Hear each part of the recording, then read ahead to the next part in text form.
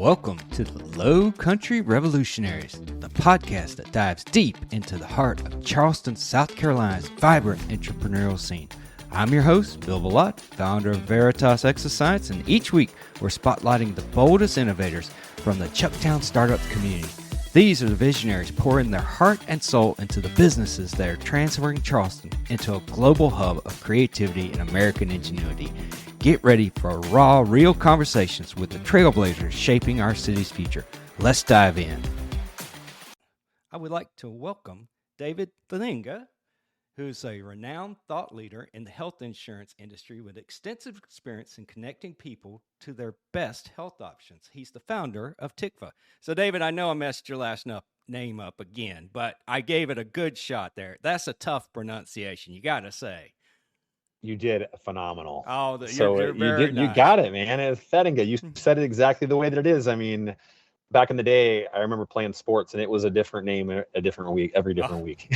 I grew up in South Georgia. It's like we used lots of other things besides anything close to our name, and I can't even repeat most of those. So, but I'm here to hear about your story. And we were talking a little bit before we got on to this, and You've been on this journey in, I'll say, health and in health insurance to look at maybe what some people would call, and you know, correct me if I'm wrong, alternative medicine or alternatives to regular, you know, standardized medical health care within your insurance plan. So tell me a little bit about this, and how did you get here, and what kind of things you're offering through your company?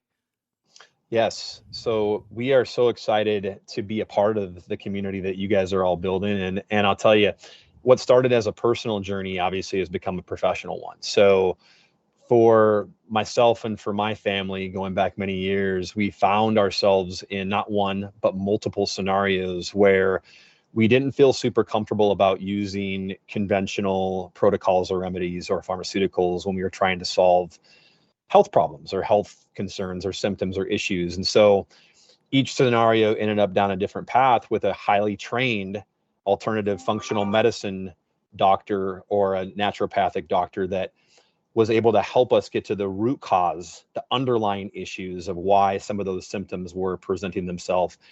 And we were able to heal. We were able to heal with every single one of those scenarios. And so for us, it was a blessing. You know, and I think my faith has driven me in this company from day one, but there was a financial component as well. So we had to pay out of pocket for everything because on my employer-sponsored healthcare plan, unfortunately, there was no support for anything but the network or the provisions and the coverages of that healthcare benefit plan. Right. Yeah, and if it doesn't, you know, for most of them, my understanding, if it doesn't tie back into some sort of Medicare type category, it's like almost impossible to get on those plans. So you've come up with a way to kind of integrate it into standardized plans. Is that what you're doing? We are doing that. So it has been, that in of itself has been a journey, because going back into the early 1900s, our medical system was built with pharmaceuticals at the forefront. It was built on monetization. So natural health has been around for thousands of years. But in the early 1900s, if you look this up, the Flexner report in 1910 actually reshaped the university biomedical model. And so it brought in like the testing of what we have with pharmaceuticals now. So basically you have like all the clinical work that's done, and it's groundbreaking, it's heroic, but it is symptom focused. So what we are doing is we're building a platform that can use like obviously some evidence-based approaches that are similar to that, but studied differently, and get people access to highly trained professionals that have been doing this for a very, very long time. But unfortunately, they have sat outside the system. So I've done my due diligence to test this with a small population of people. We are now moving towards enterprise, and we have worked with an attorney group up in Boston, Massachusetts, to form out our legal language to basically amend healthcare plans to allow for our network of highly vetted and trained certified practitioners to be a part of the healthcare plan and the reimbursement inside of that healthcare plan and the provision, so more people can get access to this if they want to. We don't expect 100% adoption. We do not see that. But with as sick we are as we are as a country, it is vitally important that we look at the whys behind the what and the roots of that. And we got to get out of this vicious cycle of continuing just to put band-aids on innovation, band-aids on symptoms. And so I'm hoping that it'll be amplified by us being able to bring this forward. And so our timing is perfect with regard to a lot of changes that are taking place at the national level. Right. And I do believe that there's a strong groundswell of folks that are like us that are trying to make some very positive changes in this way. Yeah, and I mean, think what Secretary Kennedy, he's the Secretary of Health and Human Services, which is the big federal agency that includes CDC, FDA, and all of these places, NIH, and everybody. So he seems, from everything I've heard, very similar mindset to get to the root cause of things. Like one of his big things is to kind of get to the root cause of autism, which is affecting a huge number of families around the country, which is kind of unheard of. And so that's great. It seems like you're kind of in line with a lot of the bigger changes that are going on nationally right now. So how do you work individually with the companies, or are you working with the insurance companies first and then go to the companies? What's kind of the process of you're doing this? Excellent question. So what we're doing right now is that we are working with both employers and some large employers in the region here, because I moved here for a reason from the western part of the United States, and that was to basically relocate to the Charleston area, beautiful spot to build this company, to live here. So we are working with employers and navigating that piece. We're working with their benefit specialists because they are the ones that are helping deliver the innovation and value from a benefit ecosystem. We are also working with insurance carriers and what's called medical stop loss carriers. Okay. So there are insurance carriers that are evaluating what we're doing from both a transformative longevity standpoint, but also cost containment, because right now we're seeing massive increases in healthcare costs, plans, pharmaceuticals, you name it. And so I am working with stakeholders across the board. We're also building out what I would call the professional connection network of functional medicine and naturopathic providers regionally, statewide, and then also we're looking nationally with some of the best that are able to help do that root cause approach and help people get to a much better outcome. Now I've heard the term naturopathy, but I've also heard the term osteopathy, chiropractors, acupuncture, massage therapists. Is that kind of falling within that bubble, or are all those kind of a little bit separate? Where's this kind of scope of what you're saying when you say naturopathy? That's a great question, and I believe that there's so many modalities that try and encompass some similarities, but they just practice. There's some nuance and a little bit of like different practice. So let's talk through like maybe the difference between like an MD and then maybe like a DO, which is an osteopathic doctor. Right. An MD has a much more robust, I call it the sick care medical education. Like there's not probably a lot of body work or integrative or more functional nutritional balance. Probably no nutritional or dietary type things in that, probably. Right. So then osteopathic is also, they are qualified as a medical doctor. They just have a little bit more of an integrative and more all-encompassing whole person approach. Right. Naturopathic doctors are trained as doctors, but their basically program is built on naturopathic medicine. And there's some incredible natural universities across the country that are doing excellent work. And then you mentioned like acupuncturist and chiropractic. Like acupuncture is like more of Eastern kind of medicine. Exactly. And so they look at like focal points throughout the body and the connections, which they are massive in regard to different categories and areas. And chiropractic is very much a structural degree and program that I'm a big believer in, that also has a lot of functional health attached to it. But they look at the movement, they look at the spine, they look at adjusting and working structurally, with the body. And I'm not an expert by any means at any one of these, but I've become more knowledgeable as I've started this company, and they all have the ability to help people heal. So when we think about what the future needs to look like, I envision more of a category of whole person health and integration of health and wellness. So we're still going to need advancements in conventional medicine. There are some incredible things that are being done, but we need more education around structural work, emotional mindfulness, nutritional supplements. We need more focus on natural supplements if we're going to be using something versus medicine, because all medicine does is just, it creates the staples effect, like that easy button, right? It takes the symptom away for a minute, but it could create so many side effects. I mean, we've all been conditioned on television, Bill. I'll tell you, the ads, people will look at the happy person running, but they don't listen to the last 10 seconds. The one that makes me laugh all the time, even though it's a sad thing, it's a skincare commercial, and you probably everybody down here in South Carolina has seen it. And they've got the whitest ginger girl they can find running out in a bathing suit, going on the beach. I'm like, I don't care if she's got the best medicine in the world or doesn't have medicine or doesn't have a skin condition. She's probably not going to the beach because she's going to burn like everybody else that's just like her, you know?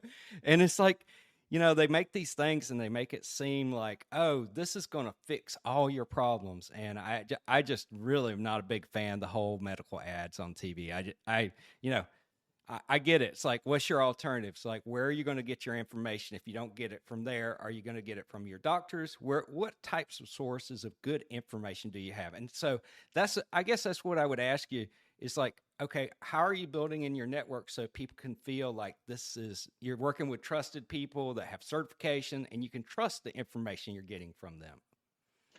100%. And let me tell you, I'll just kind of give you a glimpse as far as what the process looks like. And I want to mention one more thing about the advertisements. We're one of 2 countries in the world that allow for these pharmaceutical ads. You know, so, and obviously there's a ton of money that goes into supporting the pharmaceutical budget in this country. So we have to, again, unlearn and then relearn. So when our platform is introduced to a company, employees will have an opportunity to opt in to our platform. They will be able to get in and ask a few questions in regard to some things that they might want to accomplish from both symptoms they may be having or just creating a baseline. We will be able to, through technology, connect them to an incredible resource, being a doctor or practitioner, that can actually help them. And that's where the education takes place, because it is a journey. It's not just like a overnight thing. Like I mentioned, mine has been over the course of 10 to 12 years of our health journey. And I've seen other hundreds of thousands and millions of families that are now kind of trying to go through that same or similar journey in regard to navigating. Right. And what happens often is that they don't want to work inside of their plan or policy or their network of doctors. They have to go out on Facebook, or they ask their friends, or they have to try and find it.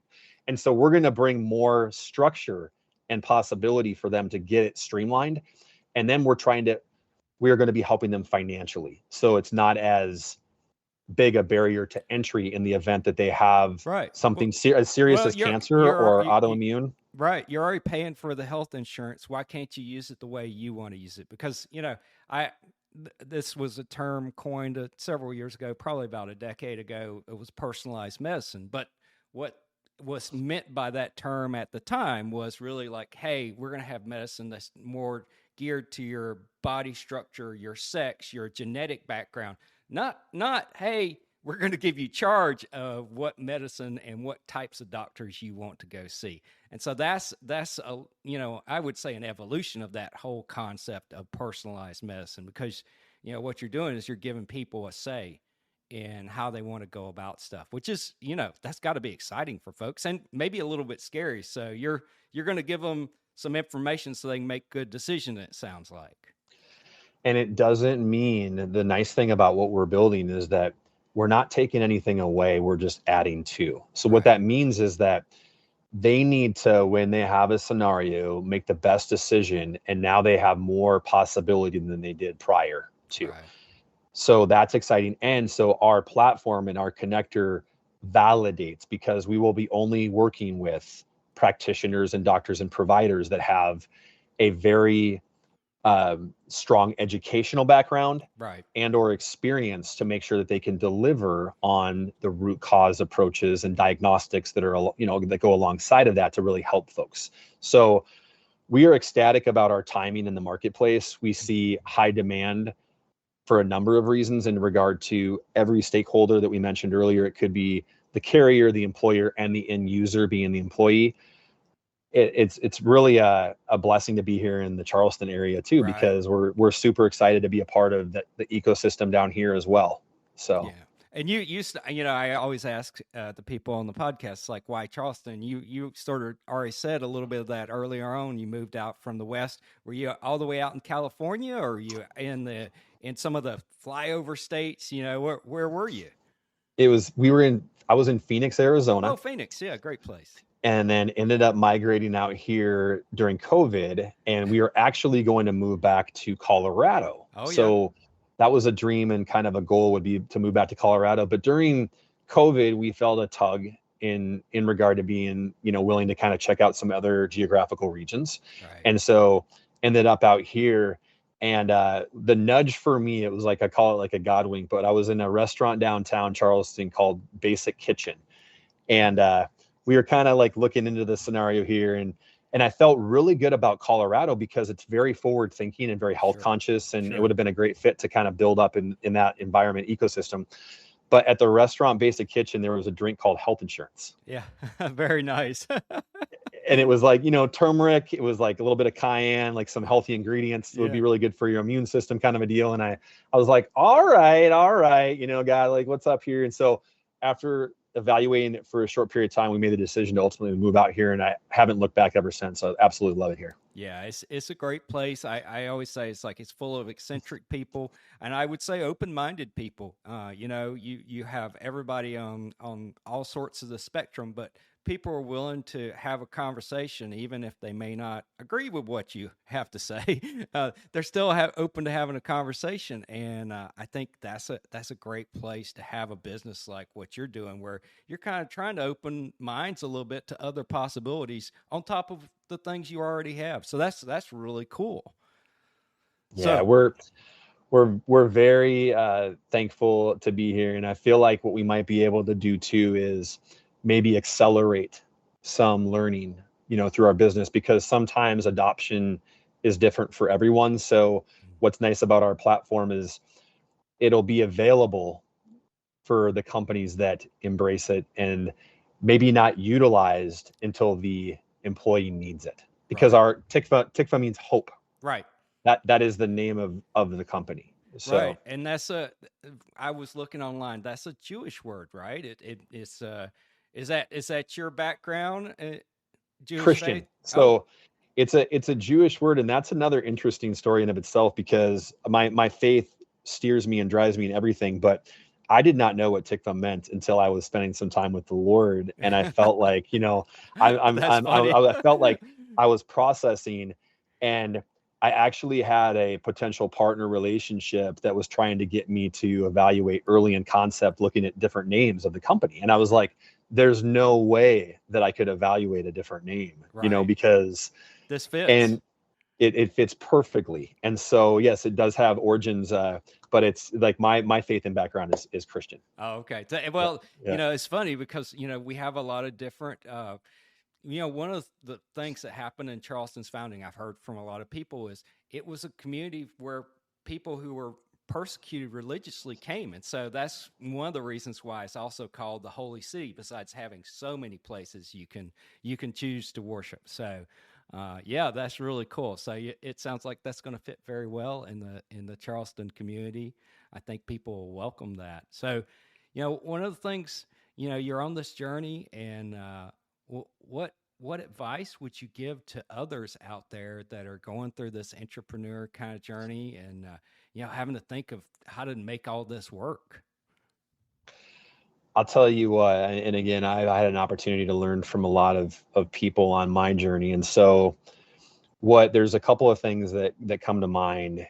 Number one is you have to remember why you started, and you have to be able to be in that purpose-driven mindset from day one, but also day 1051, because there's going to be so much adversity and unknowns and challenges and decisions and things that are going to cause some fear or friction. It could be emotionally, it could be financially, but resiliency is so important to develop, just like nutritional education or learning how to take care of yourself emotionally, or even like fitness, because otherwise it does end up being a scenario where if you look at the data, entrepreneurship, I mean, success rates are not very high. Right. And so there has to be like an endurance mindset to be able to handle it. Fortunately for me, I came from a revenue background, so that was like already built in like to my DNA is like it's a numbers game. So like hearing enough no's, it doesn't really necessarily phase me, and I don't attach to outcomes. But Right. I would say for many individuals, depending upon the situation, you can get discouraged very quickly. So it's just being able to stay back in that purpose-driven mindset, activate the supernatural would be another one. And then the last thing that I would say, and this is something that has rang true and resonated for me, is that no one knows what you're going through but you. You can get coaches, you can get a sounding board here or there, you could have community, but ultimately you have to find a way to make the decisions. And for me, something that I learned from someone early is that if you want to be successful, you can't have any contingencies. Because burn unfortunately, the boats, right?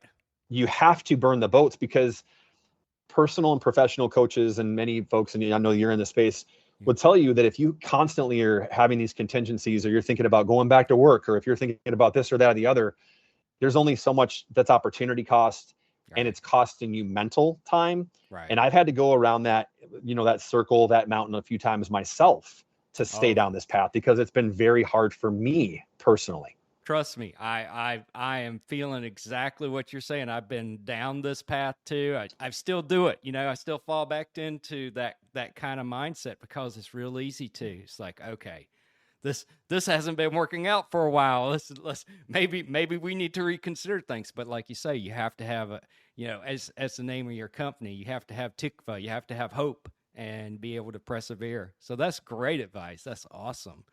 So how can people get a hold of you? Is it best to get a hold of you? Call, email, or just go to your website? How does that work? Our website, tikvahhealthandwellness.com, has a contact form at the bottom. Also, like my email, david@tikvahhealthandwellness.com, and then my LinkedIn profile. I'm very active on LinkedIn.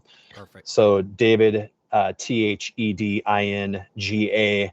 And so that right now is great. We're going to be building out some more corporate forms. And so one suggestion I have too is, like, as we get our name out, if you're an employee in the region and you would like access to something like this, talk to your employer, talk to your boss, talk to someone, inside that, because there's a lot of folks that are listening to what employees are looking for in regard to changing, adjusting, augmenting offerings. And we are very nominal as far as fees go. And we're trying to make the everyone win in that regard. So like employers being able to add something that is incredibly robust from a naturopathic functional medicine side, employees, and then ultimately we want to see insurance carriers be able to mitigate some cost down the road as well. Right. So, yeah.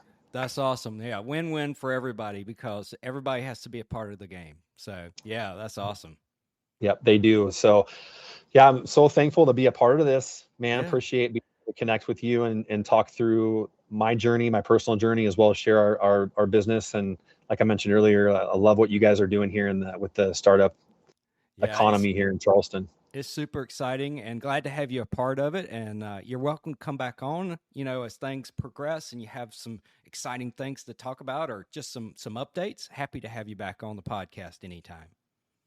Hey, I appreciate that. And I will absolutely 100% take you up on that, because what we want to be able to do is we want to be able to prove out hope, right? We want to be able to show that, and people are already experiencing it in many ways, but I want it to become so contagious in a good way, right? To where it just like it makes its way all over not just the Lowcountry, but all over the state, all over the region. I do believe that there is there's blessings, and you mentioned the Holy City earlier. I believe there's an anointing over this region, so I think it's going to be neat to see what comes to pass in the future. Well, Charleston's really good at starting revolutions, so you're in the right place to do it. Let's go. All right, man. All right. Have a great day. Hey, you too. Thanks so much. That's a wrap for this episode of the Lowcountry Revolutionaries. Thanks for joining us as we celebrate the fearless entrepreneurs making wave in Charleston's Chucktown Startups community. I'm Bill Ballott, and it's been an honor to share these inspiring stories with you. If you enjoyed this episode, Subscribe, leave a review, and share it with someone who needs a spark of low country innovation. Until next time, keep pushing the boundaries of what's possible.